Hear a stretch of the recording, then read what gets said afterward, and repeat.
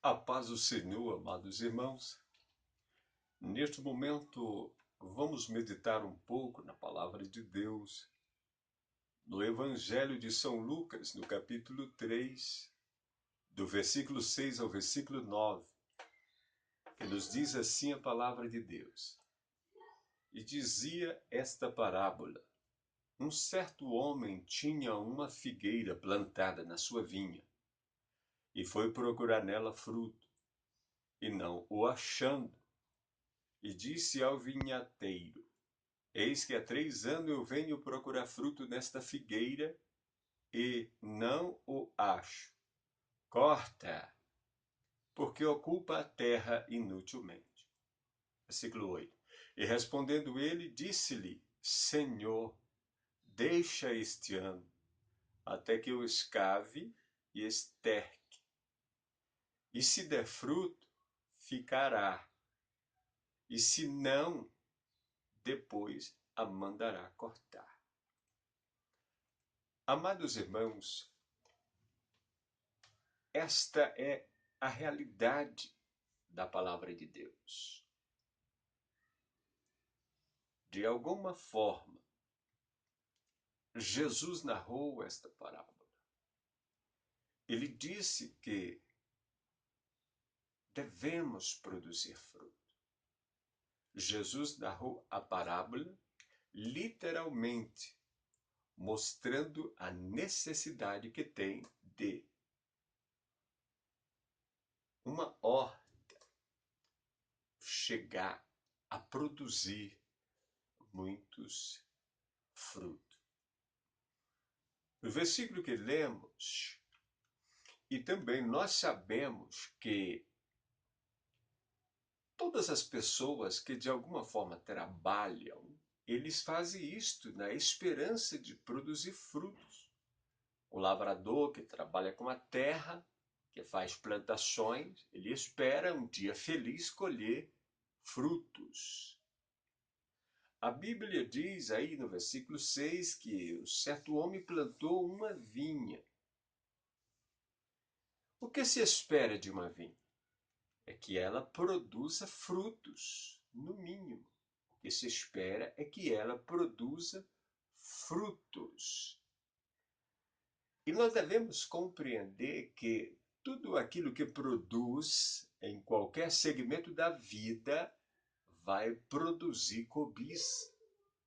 Toda vinha que produz, ela vai produzir cobiça.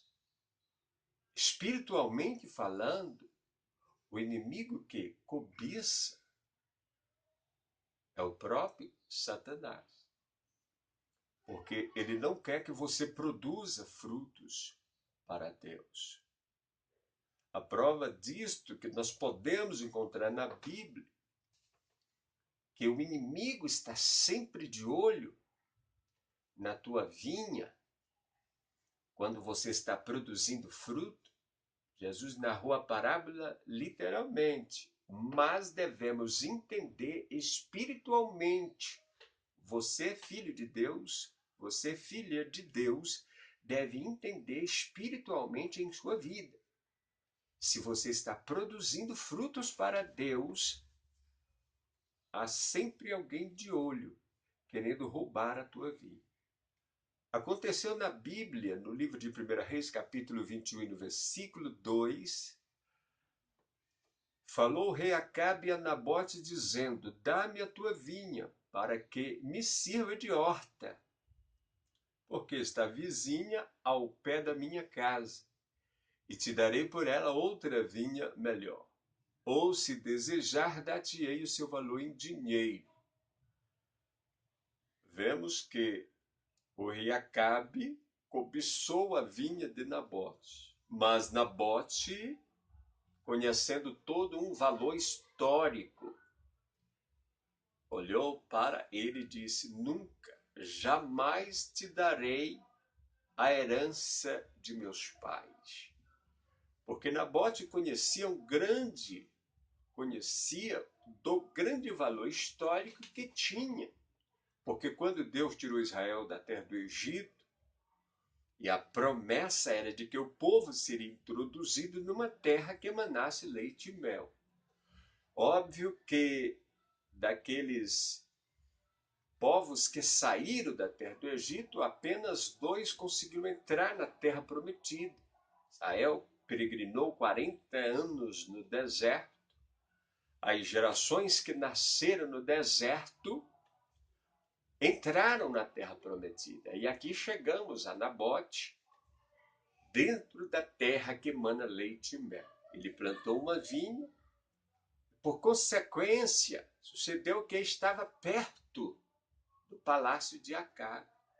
O rei Acabe se vendeu para fazer o mal, disse o profeta Elias. E a esposa dele era Jezabel. E ele pediu a vinha a Nabote, lhe daria um ótimo valor em dinheiro, mas Nabote disse: não, eu não te darei a vinha de meus pais, porque é herança, tem grande valor histórico para mim. O decorrer dessa história diz que Nabote ficou igual, ou seja, o rei Acabe ficou igual um menino dengoso, receioso, porque Nabote não lhe deu a sua vinha. Foi quando a sagacidade de sua mulher Jezabel levantou ali uma calúnia contra Nabote e mataram Nabote apedrejado, e ele se apoderou da vinha de Nabote. Porém, depois Deus cobrou caro de Nabote e Jezabel. Mas no sentido espiritual, que significa para você, filho de Deus, e para você, filha de Deus, assim está o inimigo, querendo tragar a tua vinha, para que a tua figueira não produza frutos espiritual para Deus. A figueira quer dizer você mesmo no mundo espiritual, na sua vida de fé, na sua vida de comunhão com Deus. Ele vai querer barrar todas as possibilidades dos trabalhos que você faz para Deus. Ele vai parar se você não estiver debaixo do sangue poderoso de Jesus, da graça suprema de Deus e da misericórdia do Senhor. Ele vai fazer de tudo para parar teus trabalhos na casa de Deus. No versículo 7, nós vemos que disse então o viticultor: eis que há 3 anos eu venho procurar fruto nesta figueira. Está dizendo que o dono daquela figueira foi procurar frutos e não achou. Agora, olhe para você mesmo, olhe para o seu coração, para dentro de si. Veja se você tem produzido algum fruto para Deus. Por toda a bondade e misericórdia que Deus tem para com você, todos os anos de vida que Deus já fez por você, tantas coisas boas e maravilhosas. Não pense e não fique desapercebido de que Deus não vai querer algum fruto seu, porque Ele vai. Ele vai querer algum fruto seu da sua vida espiritual, uma coisa boa e maravilhosa que venha a glorificar e a exaltar a santíssima majestade de seu santo nome. Ele vai querer. O versículo 7 disse: há 3 anos eu venho procurar fruto nesta figueira. Se Deus for procurar frutos na tua vida, Deus encontrará algum fruto? Você poderia ter ganhado muitas almas, poderia ter anunciado o evangelho, poderia ter pregado a palavra de salvação, palavra de vida eterna, para livrar as almas do fogo do inferno. Você poderia ter feito muitas coisas para Deus. Aí Ele vai procurar nos frutos da tua vida espiritual, para ver se você tem algo para Deus. E se você não tiver produzido nada? Embora não percebamos, mas vai chegar uma hora em que o dono da vinha, ele vai procurar frutos na tua vida. Não se distraia. Não fique desapercebido. Vai chegar um dia que você, eu, todos nós vamos morrer e vamos nos apresentar perante Ele, para apresentarmos os frutos da nossa existência, daquilo que nós praticamos neste mundo diante dele. Todo filho de Deus tem as palavras de Deus para instruí-lo e para dizer o que ele deve fazer. E nós sabemos que a palavra de Deus diz: ide e pregai o evangelho a toda criatura. Quem crê e for batizado será salvo, quem não crê vai para o inferno. Nós sabemos disto. Então você, eu, nós, todos devemos produzir frutos para Deus. É o que a palavra de Deus está nos dizendo. Na parte B do versículo está dizendo: e não acho, corta, porque ela está ocupando a terra inutilmente. Está ocupando a terra inutilmente. Veja bem, perceba o que a palavra de Deus está dizendo para você. Noutras palavras, no mundo espiritual, dentro da santa vontade de Deus que você deveria estar fazendo, você ainda continua na qualidade de inútil diante da responsabilidade que lhe foi devida, que lhe foi oferecida, que lhe foi otorgada da parte de Deus. Você ainda está como um inútil. Nós sabemos que a Bíblia diz, a Bíblia descreve perfeitamente a parte do servo inútil. E aonde ele foi parar? Ele foi lançado nas trevas. Que nos conta a história daquela parábola do servo que recebeu 5 talentos, multiplicou, o outro que recebeu 2 talentos também multiplicou, mas aquele que recebeu só 1 talento não multiplicou, e ele foi considerado como servo inútil. Isto tem uma grande aparência desta figueira que não está produzindo fruto, que pode ser muito bem você, pode ser eu. Aquele servo inútil, ele foi lançado nas trevas. E respondeu-lhe o Senhor: deixa este ano, até que eu escave em derredor e lhe deite estrume. O agricultor, sabendo que muito tempo não dava fruto, ele prometeu uma mudança radical. Então o agricultor ali daquela horta que tinha aquela figueira, prometeu para o dono, porque ele também viu que ela não dava fruto. Aí ele disse que ia fazer uma mudança radical. Eu vou colocar esterco, vou podar alguns galhos, algumas coisas que está impedindo desta figueira produzir fruto. Agora, trazendo isto para a tua vida espiritual e para a minha vida espiritual, existem as coisas que nos impedem de produzirmos frutos para Deus. E são elas que precisam ser cortadas. Mas se você tem uma vida de imoralidade, uma vida de pecado, uma vida dupla diante da majestade da palavra de Deus, precisa ser cortado. Precisa ser podado pela raiz. Precisa de unção, de graça, de misericórdia, de mudança, de santificação. Precisa do poder supremo do sangue de Jesus Cristo que limpa e purifica para que se torne uma nova vida diante de Deus. Pois a Bíblia diz que tudo se passou e tudo se fez novo para a glória do Senhor. Precisa ser podado para que você possa produzir muitos frutos para Deus. Então este homem percebeu e disse: deixa este ano, Senhor. Deixa este ano, porque eu vou fazer uma reforma nesta figueira, nesta árvore. Assim, meu amado irmão, minha amada irmã, você pode dizer também para a sua vida, como eu posso dizer para mim. Eu preciso fazer uma mudança radical na minha vida espiritual para que eu possa produzir frutos para o reino de Deus. Esse agricultor viu que não produzia fruto. Aí ele promete uma mudança radical. Então faça isto também. Faça isto na sua vida. Mude para a glória de Deus. para que você possa produzir frutos para o seu reino. Ele suplicou mais um ano para fazer uma grande reforma. Ele vai cavar em derredor, colocar estrume, podar, colocar tudo o que for necessário para produzir fruto. Então, observa-se que ele ganhou um tempo de misericórdia. Você também está vivendo este tempo de misericórdia.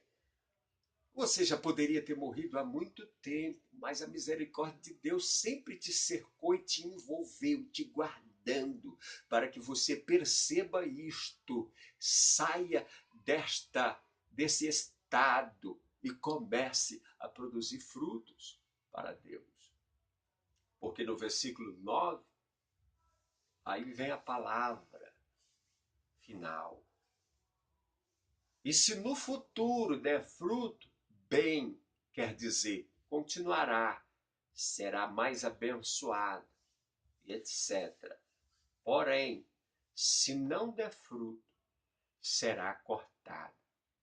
Muitas pessoas pensam que na vida espiritual não existe isto, mas a palavra de Deus está nos mostrando que existe. Se você não produz frutos para o reino eterno de Deus, está ocupando a terra inutilmente. Não serve para o reino. Porque os guerreiros, os que lutam, os que produzem para o reino de Deus, não podem ficar parados. Sempre tem que produzir 30, 60, 100 para a glória de Deus. Tem que produzir para o reino de Deus. É um dever absoluto de todo filho de Deus produzir frutos, porque na visão do dono da vinha, que é a doce e maravilhosa pessoa do Senhor Jesus, tais figueiras, que quer dizer tais vocês e eu, devemos produzir frutos para o seu reino. Agora vemos que a figueira ela ganhou um pouco de misericórdia, na esperança de que ela vai produzir frutos para Deus. Então, meu amado irmão, minha irmã, certo é a promessa que se no futuro ela não der frutos, ela vai ser cortada e lançada no fogo. É comparado ao servo inútil que vai ser lançado nas trevas exteriores do fogo do inferno. Não podemos mudar a realidade da palavra de Deus. É o que a palavra está falando. Só devemos pedir misericórdia e graça a Deus para obedecê-la. Portanto, meus amados irmãos e irmãs, é melhor empenhar todo o esforço para sermos comparados ao servo bom e fiel. Porque a Bíblia diz em Mateus 25, verso 21, disse o seu senhor a meu senhor: muito bem, servo bom e fiel, sobre o pouco foste fiel, sobre o muito te colocarei. Entre no gozo do teu Senhor. Mateus 25 e verso 21. Amados irmãos e irmãs, tudo que nós devemos fazer, tudo que se deve fazer, é que cada um cuide da sua figueira. Bata no seu peito, no seu coração e diga: eu preciso cuidar da minha figueira, da minha vida espiritual e produzir frutos para Deus, produzir algo que venha glorificar o grande nome de Deus na terra. Porque está chegando a hora de Jesus Cristo arrebatar a sua igreja, está chegando a hora que você vai morrer, eu vou morrer e nós vamos nos apresentar diante dele para apresentar os nossos frutos. Portanto, meu amado irmão e irmã, conscientize-se desta palavra. Deus Todo-Poderoso possa abençoar você em nome de Jesus, que você seja abençoado e comece a produzir frutos para Deus a partir de agora. Você que ainda não aceitou a Jesus como Salvador, arrependa-se de seus pecados, creia no Filho de Deus, receba Ele como Salvador pessoal de sua vida e tenha sua vida transformada para a glória de Deus, o nosso Pai. Amado irmão e irmã, pessoas amigas que gostaram desta palavra, divulgue esta mensagem, clique no gostei, nos ajude para que este canal continue no ar, na propagação da palavra de Deus. Deus abençoe a todos, no nome de Jesus Cristo. Amém.